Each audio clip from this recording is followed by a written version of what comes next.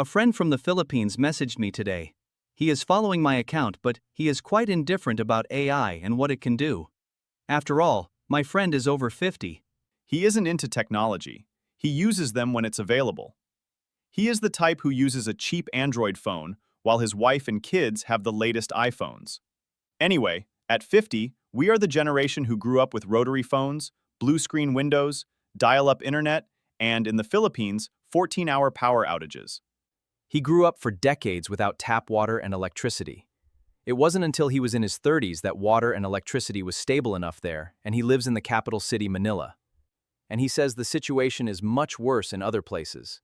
Imagine living in a country with no tap water and electricity is only a few hours a day.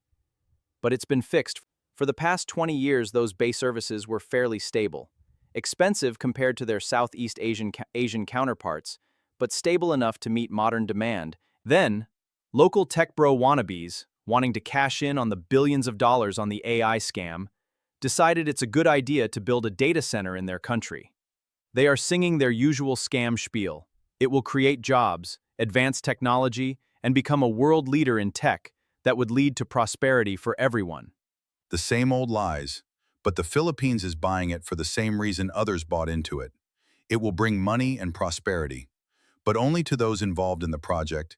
For the rest of the Filipinos, it would mean 13% of all electricity generated in Luzon, their main island, will go to the data center. But that's not all. It will also use up clean water and farmland. People who are making money off it are now buying all those land for $50 per square meter.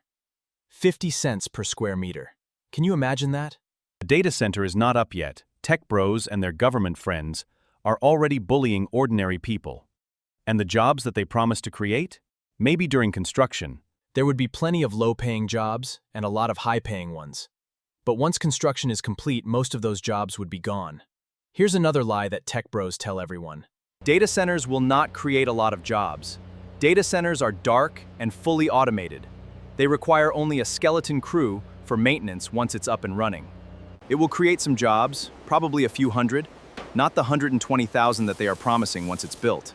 Then it would continue to drain natural resources such as water like a monster, chugging a huge share of electricity and water for Filipinos. Then the government would just brush off the higher cost of utilities, crushing all other businesses, and call it progress. Even if the country somehow is able to fulfill the monstrous requirements of the data center in water and electricity, it will always come with higher costs of these basic utilities, hampering the development of other economic activity, of other business and ordinary families. This already happened everywhere that data centers operate. It's doubtful this would be an exception. They will do this everywhere they can find a local government they can bribe.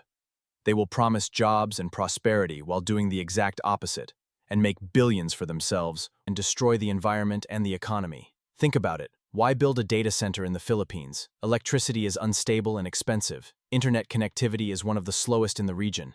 But what it does have is water, an agreeable government that can be bought, and low labor cost for technical and construction roles. It's not perfect, but it moves the needle forward. The more data centers, the more they can control, until someday everything is under their control or controlled by AI. That won't be a good day for ordinary folks, unless you want to be a slave. If you like our content, please like, follow, and subscribe to our social media accounts.